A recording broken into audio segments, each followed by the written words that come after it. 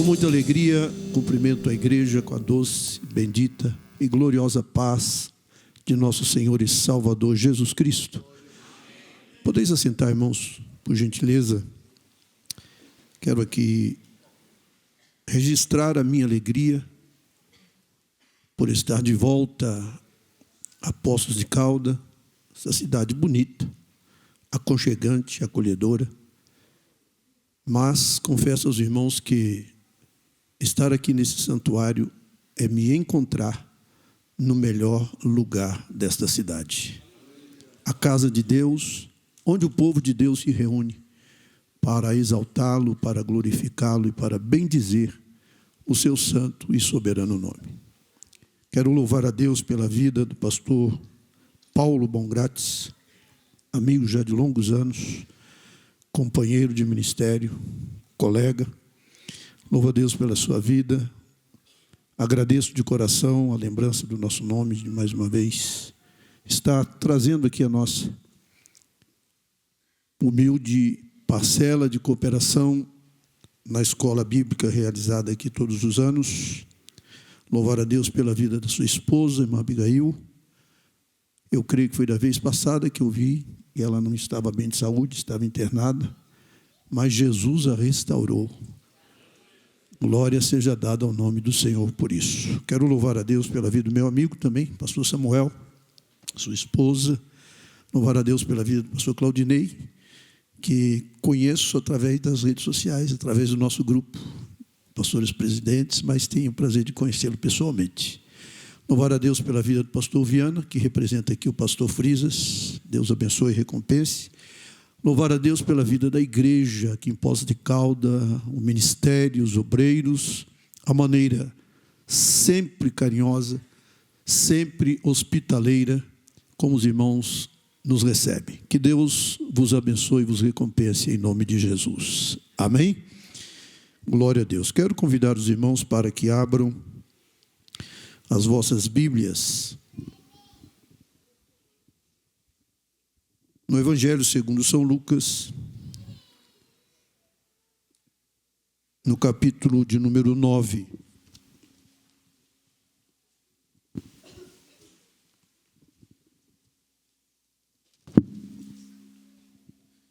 Evangelho segundo São Lucas, capítulo 9. Nós vamos ler do versículo 57 ao versículo de número 62. Glória seja dada ao nome maravilhoso de Jesus. Pastor Paulo estava dizendo que estava orando por nós. Realmente a nossa região enfrentou desde ontem várias queimadas, e ontem, entre Colina e Bebedouro, houve um engarrafamento por conta dessas queimadas, muita fumaça no trânsito. E hoje nós também enfrentamos essas queimadas, essas fumaças. Tivemos que diminuir a marcha do veículo, mas Deus nos ajudou a chegar. E aqui estamos por sua graça, por sua bondade, por sua misericórdia.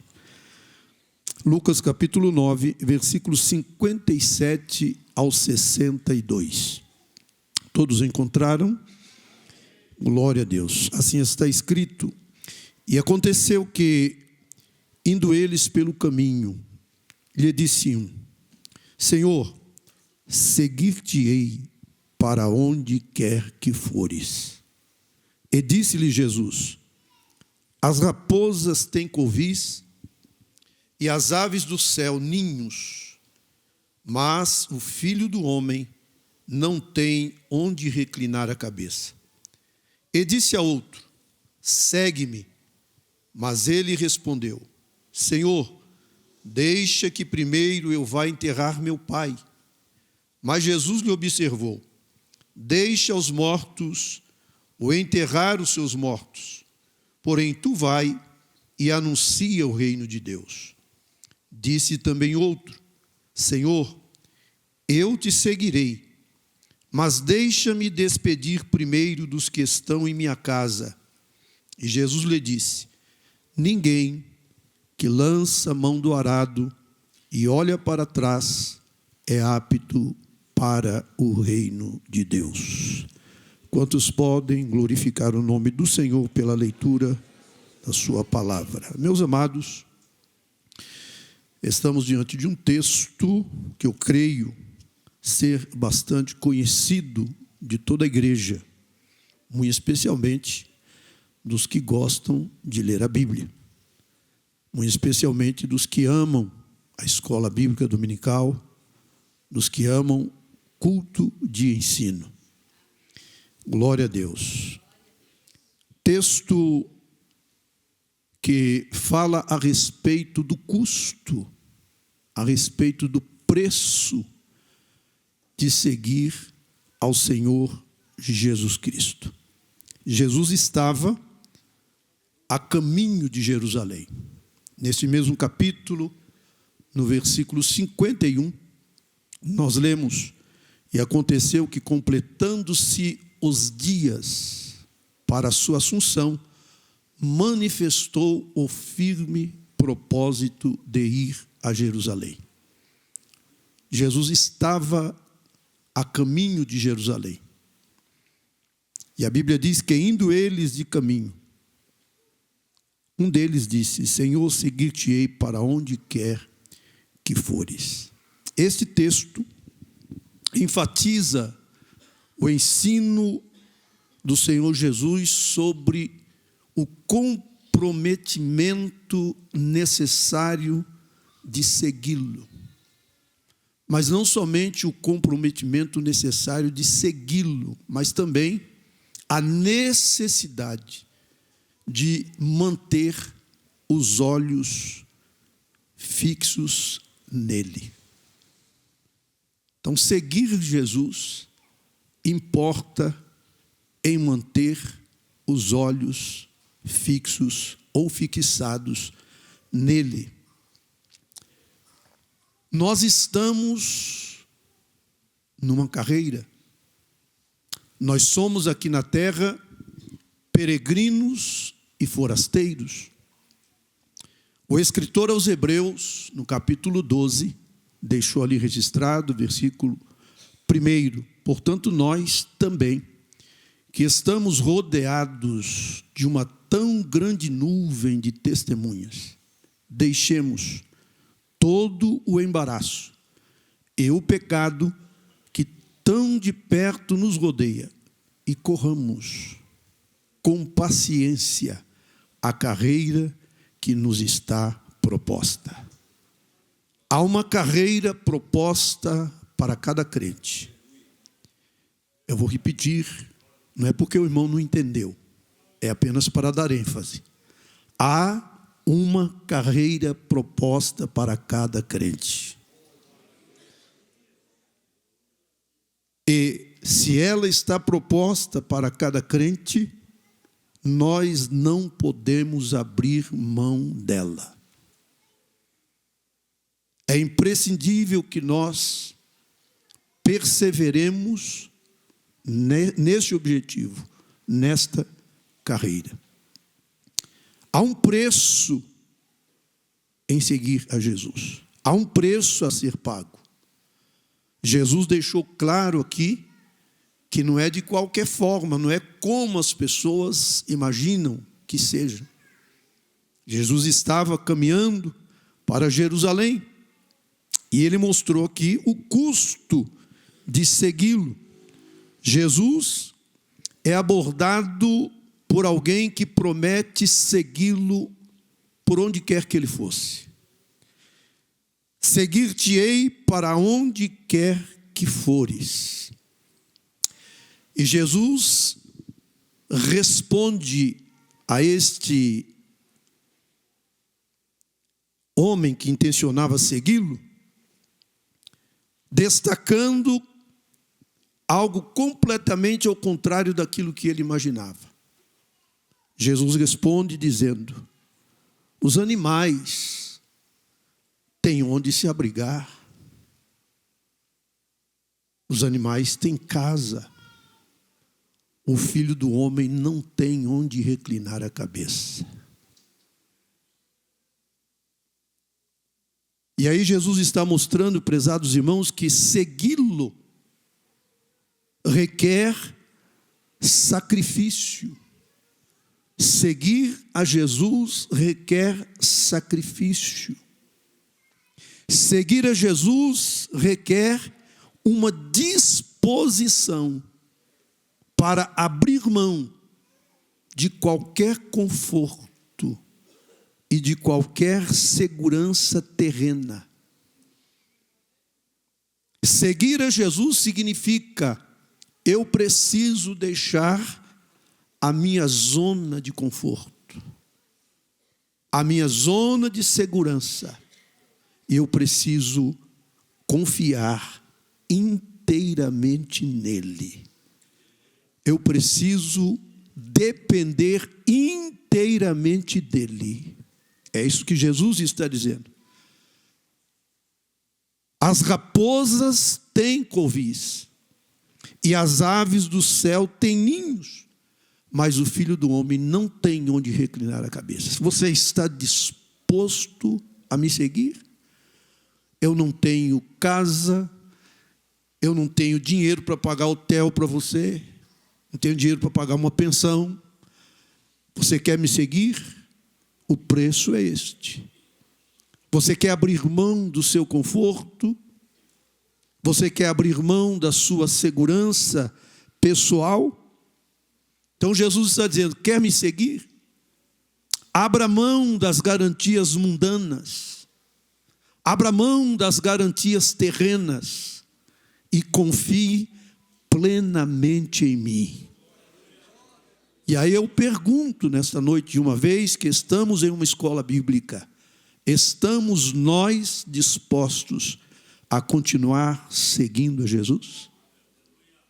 Estamos nós dispostos a deixar ou a continuar deixando a nossa zona de conforto, a nossa zona de segurança, e entregar a nossa vida inteiramente nas mãos do Senhor Jesus, para que Ele a conduza da maneira que bem lhe aprouver? Estamos nós dispostos a entregar tudo a Deus, a entregar o nosso caminho a Deus? Como escreveu o salmista: entrega o teu caminho ao Senhor. Aí ele diz na sequência: confia nele e ele tudo fará. Estamos dispostos a entregar o nosso caminho a Deus?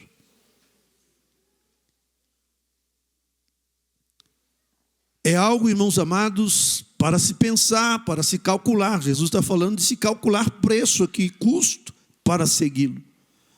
Quando Deus chamou o povo, tirou o povo do Egito, Deus lhes deu ordens, lhes deu os mandamentos, fez com o povo concerto e ordenou-lhes que eles andassem todos os caminhos. Todos os caminhos que o Senhor ia abrir para eles. E se eles andassem pelos caminhos abertos, pelos passos do Senhor nosso Deus, tudo sairia bem para eles. A bênção de Deus estaria sobre a vida deles. Mas em eles desobedecendo, em eles decidindo andar por seus próprios caminhos, fazer a própria vontade, eles iriam enfrentar problemas. E quando nós lemos, se for possível colocar na tela, Jeremias capítulo 7, versículo 23 e 24, observemos o que diz a Bíblia. Jeremias capítulo 7, versículo 23 e 24.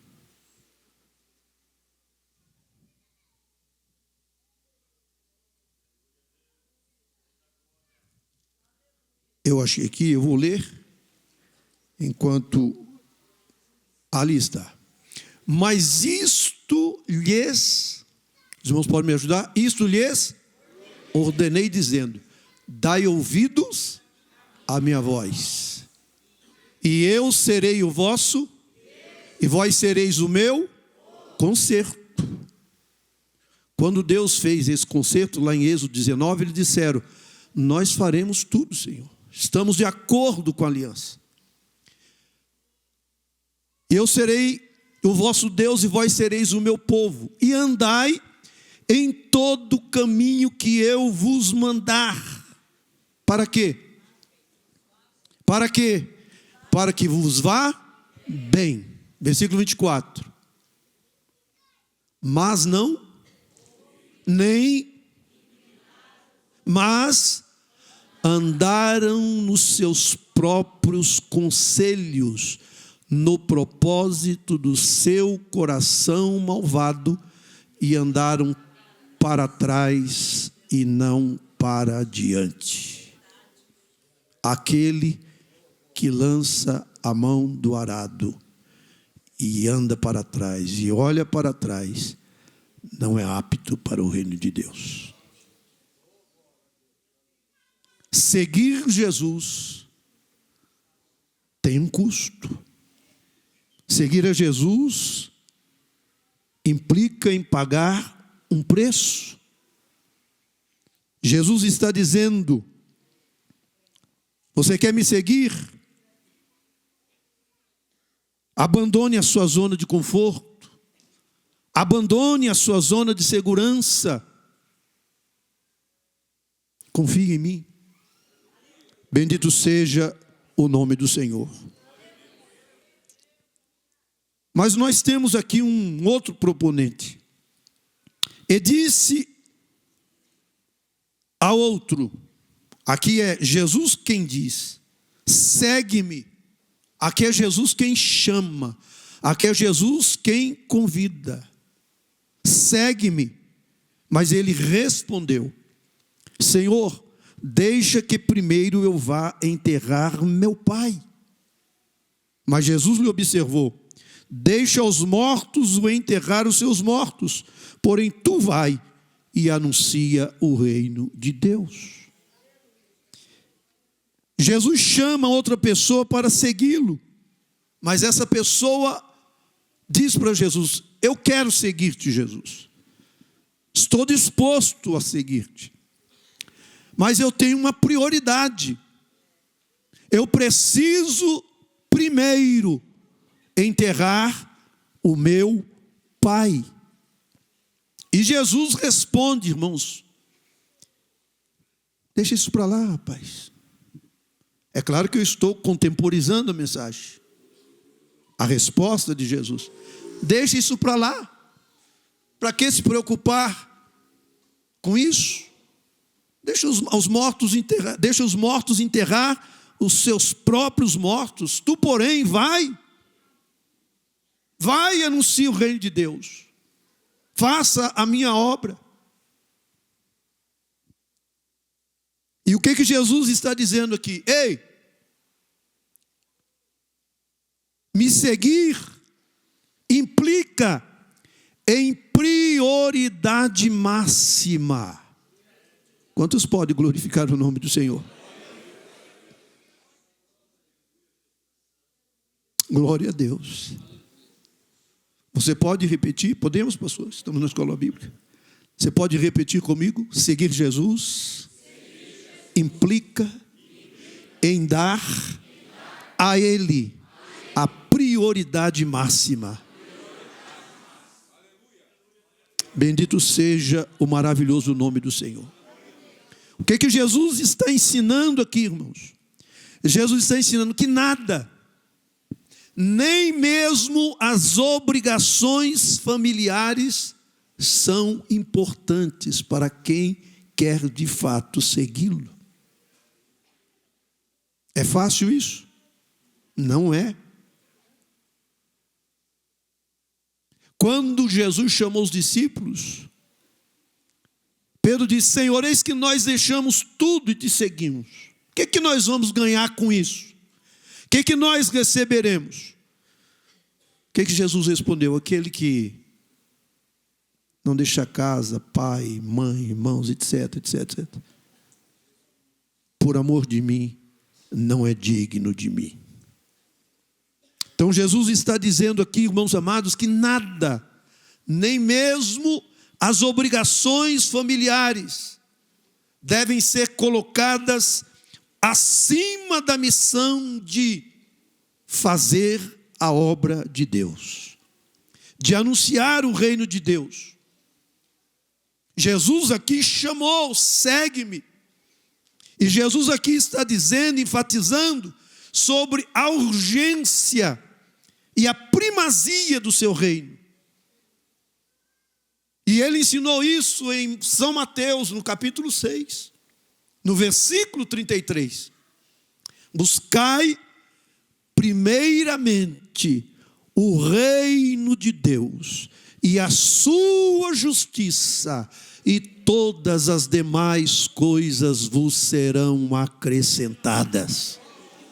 Em que ocasião Jesus disse isso? No Sermão da Montanha. Sobre o que Jesus estava se referindo? Sobre a ansiedade, sobre as preocupações que envolvem o ser humano. Comer, beber, vestir-se. E Jesus disse: não andeis ansiosos por coisa alguma. Não estejais preocupados com o que haveis de comer, com o que haveis de beber, com o que haveis de vestir. Olhai para as aves dos céus. Elas não semeiam, elas não cegam, mas vosso Pai as alimenta. Não tendes vós muito mais valor do que elas? Olhai para os lírios do campo. Está vendo a beleza deles? Nem Salomão se vestiu como um deles. E Jesus diz: o vosso Pai sabe. Os gentios, aqueles que não têm compromisso com o meu reino, aqueles que não têm compromisso comigo em me seguir, eles procuram estas coisas, mas vosso Pai sabe do que necessitais.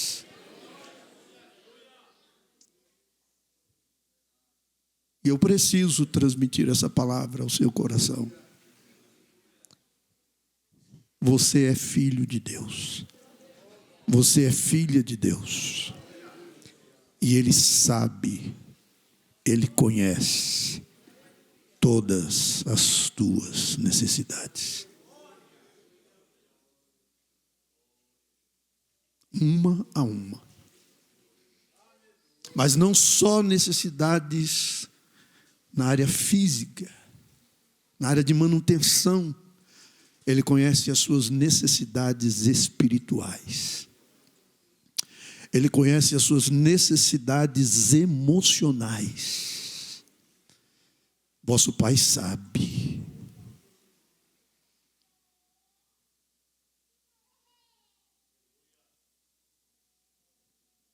E Jesus está ensinando aqui no Sermão da Montanha que é para não andar ansioso.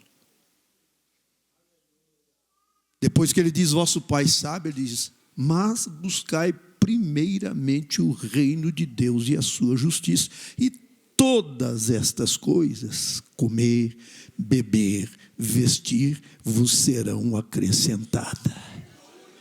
Aí ele diz assim, vocês não precisam estar preocupados com o dia de amanhã. Basta a cada dia o seu mal. E eu aprendo com Jesus uma lição importantíssima, que eu tenho procurado. Está aqui meu companheiro, pastor Leonardo, que sempre estou dizendo para ele, porque ele é um pouquinho só ansioso, viu, irmãos?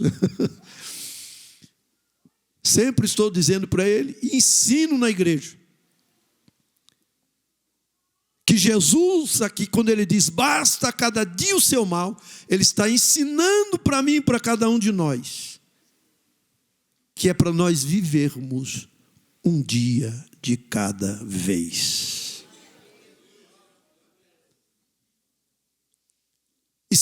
Isso tem alguma coisa a ver em seguir Jesus, pastor? Obviamente que sim.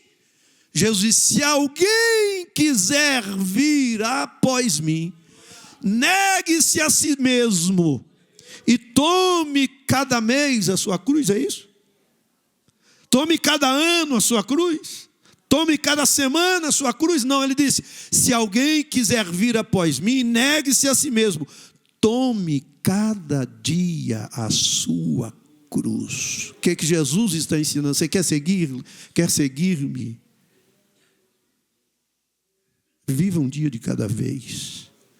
Você não precisa pegar a sua cruz da semana inteira e colocar sobre as costas. Você não precisa pegar a cruz do dia de amanhã, as preocupações do dia de amanhã, as preocupações da semana, as preocupações do mês, colocar sobre os ombros e sair correndo ou sair andando com dificuldade. Não, Jesus está dizendo: tome a cruz de cada dia. Quer me seguir? Viva um dia de cada vez.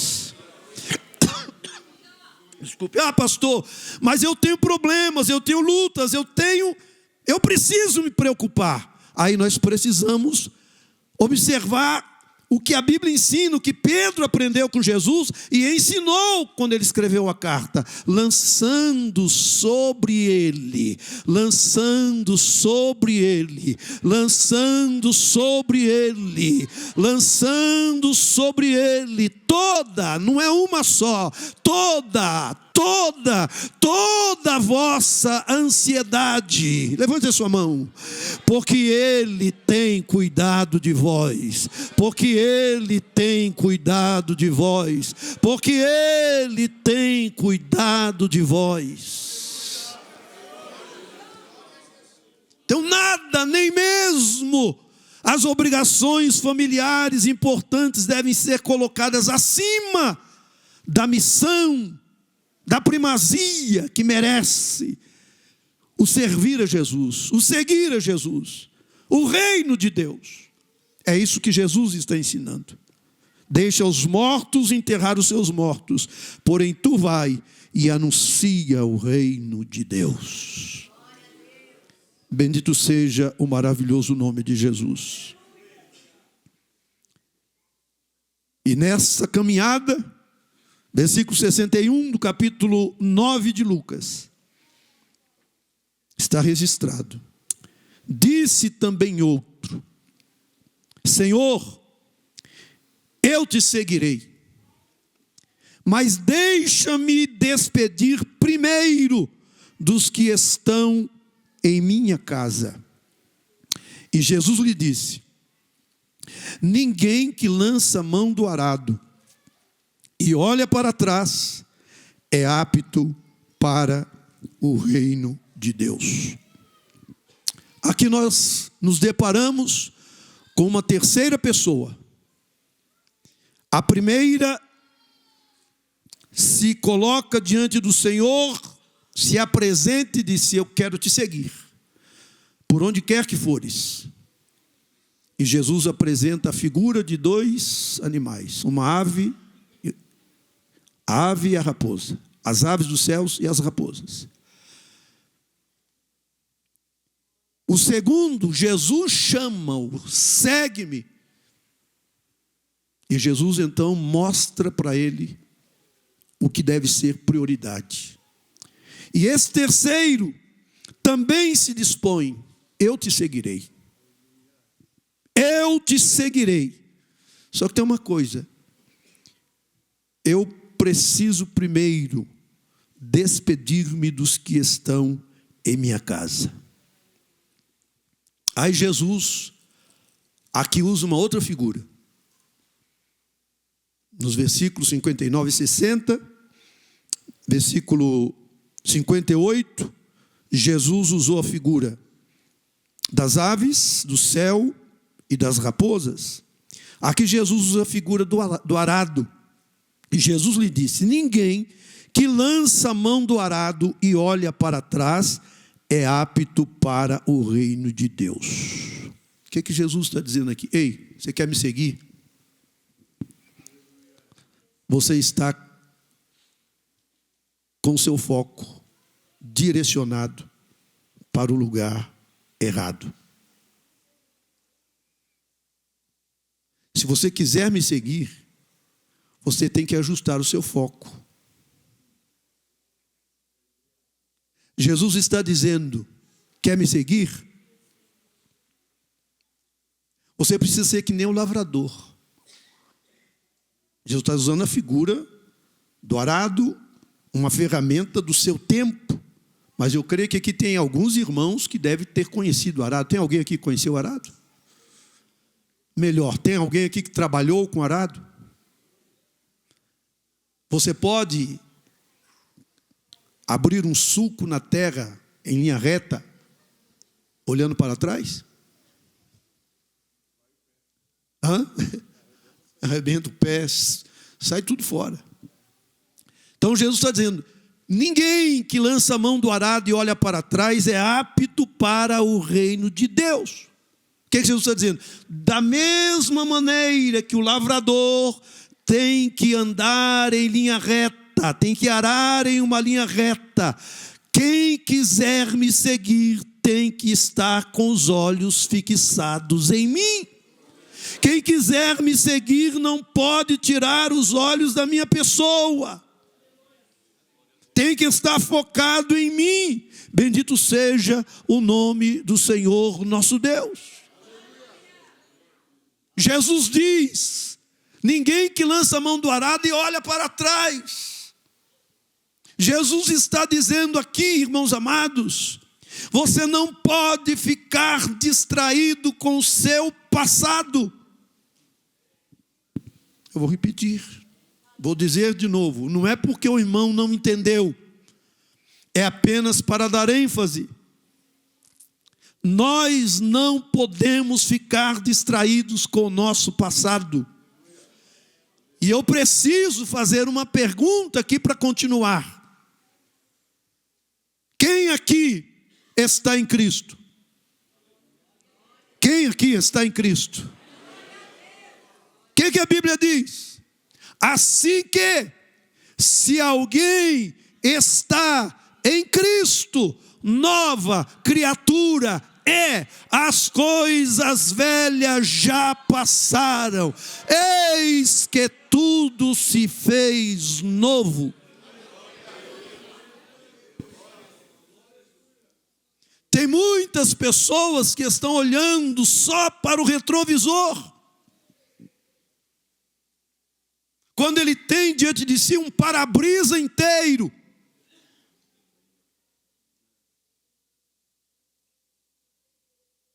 O retrovisor só dá para ver o que está atrás, mas o para-brisa dá para você enxergar o horizonte que tem adiante de você. Então o que Jesus está dizendo? Não fique olhando para o retrovisor, olhe para o para-brisa, para você enxergar o que tem proposto para você lá na frente, o horizonte que se descortina diante dos seus olhos. Glorificado e exaltado seja o maravilhoso nome do Senhor. O que significa olhar para trás? Simboliza falta de compromisso com Deus, falta de compromisso com Jesus, falta de compromisso com o chamado, falta de compromisso com a sua palavra. E essa falta de compromisso resulta no quê? Resulta num caminho tortuoso.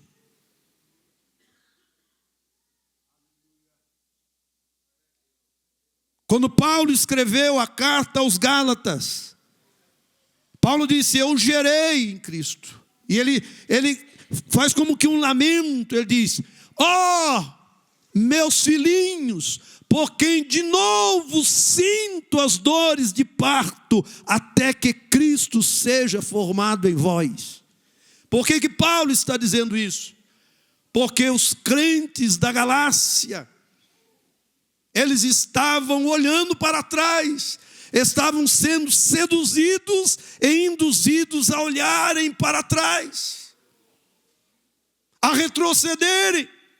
E Paulo escreve esta carta para exortá-los. Ei, vocês começaram pela fé e no Espírito, e vão acabar na carne. No capítulo 4 de Gálatas, capítulo 5, versículo 7, Paulo escreveu: corrieis bem. Quem vos impediu para que não obedeçais à verdade? Ei, Paulo está escrevendo: ei, vocês estavam indo muito bem. Vocês estavam na pista, correndo muito bem. Eu vou perguntar aqui, pastor Paulo não vai disciplinar ninguém. Quem aqui assistiu alguma coisa das Olimpíadas?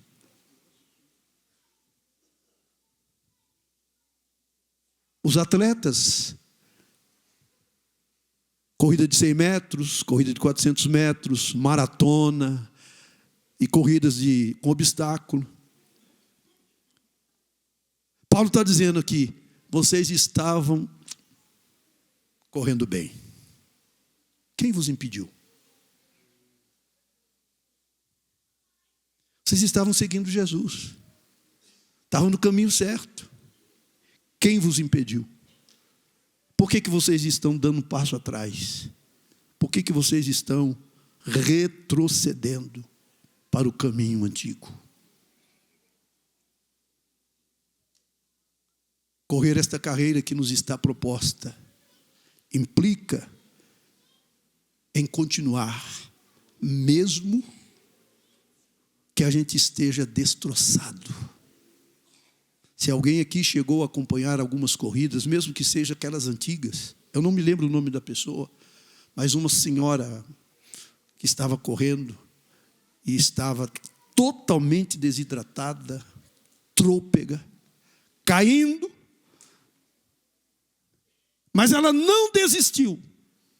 Todos já tinham passado à sua frente, mas ela mesmo trôpega, ofegante, totalmente desidratada, ela se esforçou e foi cambaleando. Não sei, alguém chegou a ver? Cambaleando, trôpega, mas ela cruzou a linha de chegada e foi ovacionada pelo público, muito mais do que aqueles que chegaram em primeiro lugar, por causa da sua persistência, por causa da sua perseverança. Porque não desistiu, mesmo estando alquebrada pelas dores, pelas cãibras, pela desidratação. Mas ela decidiu: eu preciso cruzar a linha de chegada. Eu preciso cumprir o propósito para o qual eu me preparei esses 4 anos para vir a essa Olimpíada. Nós estamos no finalzinho da carreira. Nós estamos no finalzinho da corrida. Aleluia. A faixa da linha de chegada está logo ali. E nesta noite o Senhor Jesus está dizendo para mim e para você: não olhe para trás. Você lançou mão do arado, não olhe para trás. Pastor, está difícil. Pastor, estou cansado. Pastor, os meus pés estão doendo. Pastor, eu estou ferido. Pastor, não aguento mais. Eu venho aqui esta noite, em nome do Senhor dos Exércitos, dizer para o meu amado e querido irmão, não uma palavra minha, mas a palavra de Deus ao seu coração, que está registrada em Hebreus capítulo 10, a partir do versículo 35. Não rejeiteis, pois, a vossa confiança, que tem grande e avultado galardão, porque necessitais de paciência.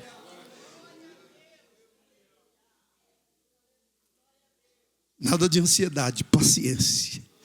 Porque necessitais de paciência, para que depois, nunca antes, para que depois de haverdes feito a vontade de Deus, possais alcançar a promessa.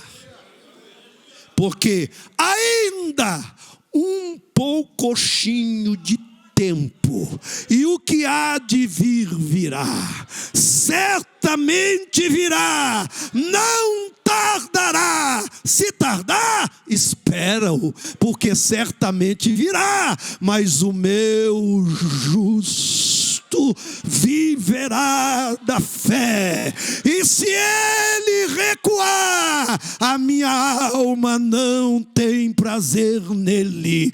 Nós, porém, não somos daqueles que recuam, mas daqueles que creem para a conservação da alma.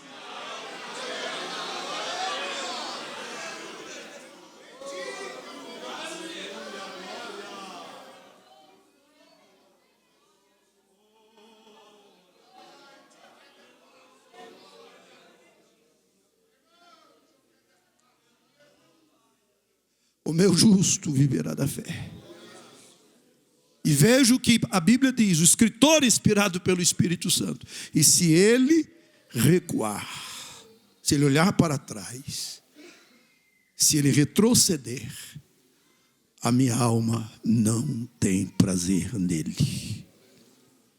Eu vou interpretar isso aqui para o irmão. Jesus está dizendo, o Senhor nosso Deus está dizendo: não entristeça a minha alma.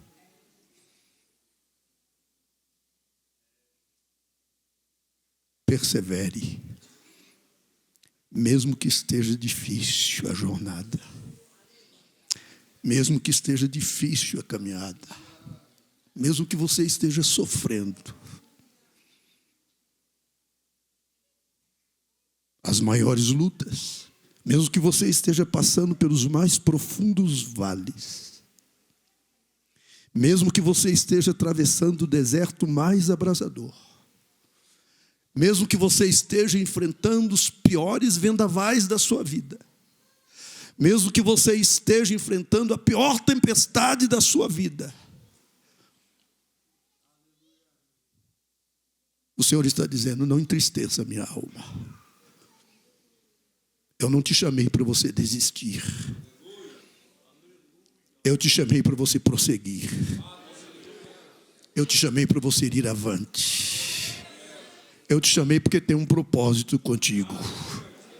Porque tem um propósito na sua vida. Que propósito, Senhor? Onde eu estiver, vós estejais comigo também.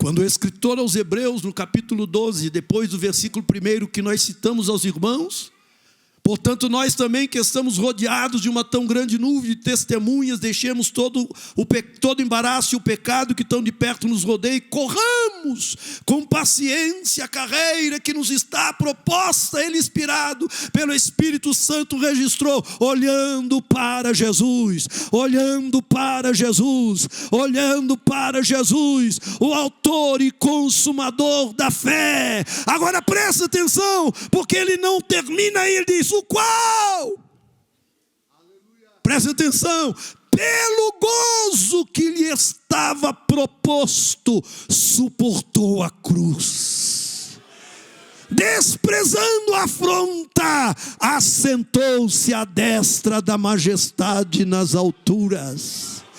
Por que é que Jesus suportou a cruz? Aleluia! Por causa do gozo que lhe estava proposto. Qual era o gozo que estava proposto para Jesus? Voltar para o céu? Sim, era um gozo. Ele tinha saído de lá, ele sabia que iria voltar. Ele disse para os discípulos: eu vou morrer, mas vou ressuscitar, eu vou de novo para o meu Pai. Jesus tinha plena consciência disso. Mas o maior gozo que Jesus iria ter lá no céu, e terá lá no céu, está lá registrado em Isaías capítulo 53, versículo 12. O trabalho da sua alma ele verá e ficará satisfeito. Qual que é o trabalho da alma de Jesus? quando ele estava lá no Getsemane, aleluia, sua alma angustiada até a morte: Pai, se possível, passa de mim este cálice. Que cálice? A cruz? Não, porque ele sabia que a cruz lhe pertencia.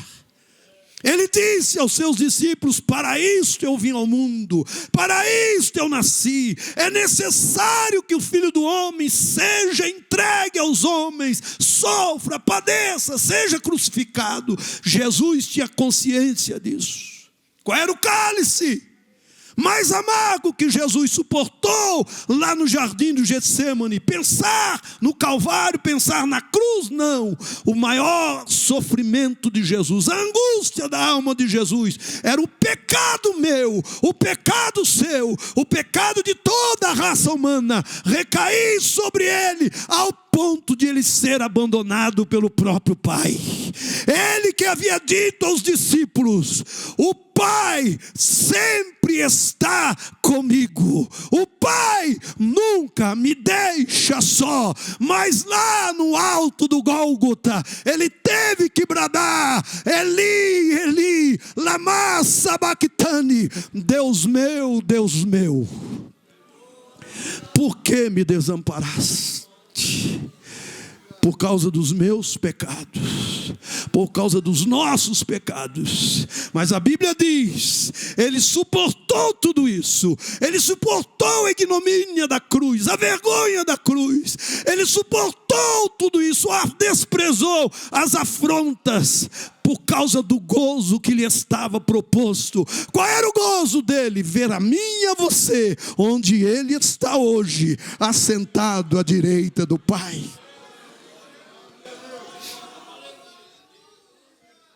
Esse era o gozo de Jesus. E qual deve ser o nosso gozo? O gozo de Paulo. Paulo, o que ele disse? Filipenses capítulo 4.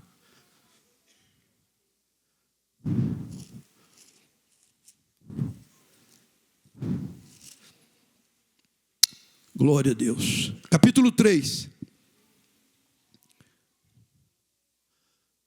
Vamos resumir aqui o capítulo 3. Para ver, versículo 11. Para ver se de alguma maneira posso chegar à ressurreição dos mortos. Aí ele diz assim no versículo 12: não que já tenha alcançado ou que seja perfeito, mas prossigo para alcançar aquilo para o que também fui preso por Jesus Cristo. Aí ele diz: irmãos, quanto a mim, não julgo que o haja alcançado, mas uma coisa faço. E é que, o que, Paulo? Esquecendo-me das coisas que para trás ficam, eu prossigo para o alvo. Prossigo para o alvo. Prossigo para o alvo. Prossigo para o alvo. Eu não olho para trás. Eu lancei a mão do arado. Eu não olho para trás. Eu prossigo para o alvo. Por quê, Paulo? Para o prêmio. Eu tenho um prêmio. Me aguarda um prêmio. Eu quero prêmio. Eu quero desfrutar do prêmio, pelo prêmio da soberana vocação de Deus em Cristo Jesus. Há um prêmio que te aguarda, há um pódio que nos aguarda, aleluia, há um troféu que nos aguarda lá no céu. Paulo, escrevendo aos Coríntios, ele disse: todos aqueles que correm no estádio, todos correm. E eles correm, mas um só leva o prêmio. Mas ele diz: correis vós de tal maneira, de forma que todos alcanceis o prêmio. Porque tem prêmio para todos nós. Quantos podem glorificar o nome de Jesus? Tem prêmio para cada crente. E Paulo correu, Paulo foi fiel, Paulo perseverou, Paulo foi firme. Quando ele escreve a Timóteo a carta, desde a prisão, sabendo que já estava próximo de morrer, ele escreve: Paulo, o tempo da minha partida está próximo, eu já estou sendo oferecido como libação, mas eu quero te dizer uma coisa, Timóteo: eu combati o bom combate, acabei a carreira, Olha para Timóteo, guardei a fé, e agora só me resta a coroa da justiça, que o justo juiz me dará naquele dia. Mas ele diz assim: não somente a mim, mas a todos quantos amarem a sua vinda.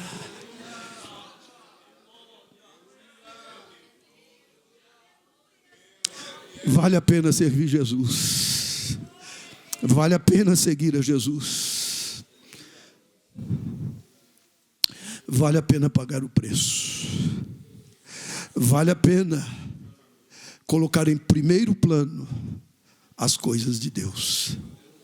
Vale a pena abandonar a zona de conforto.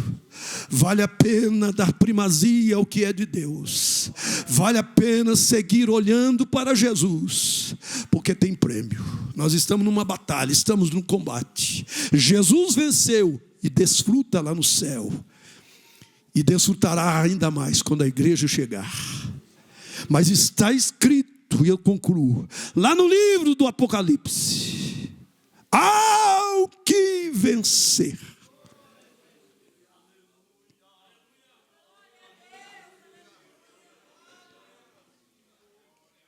Aleluia.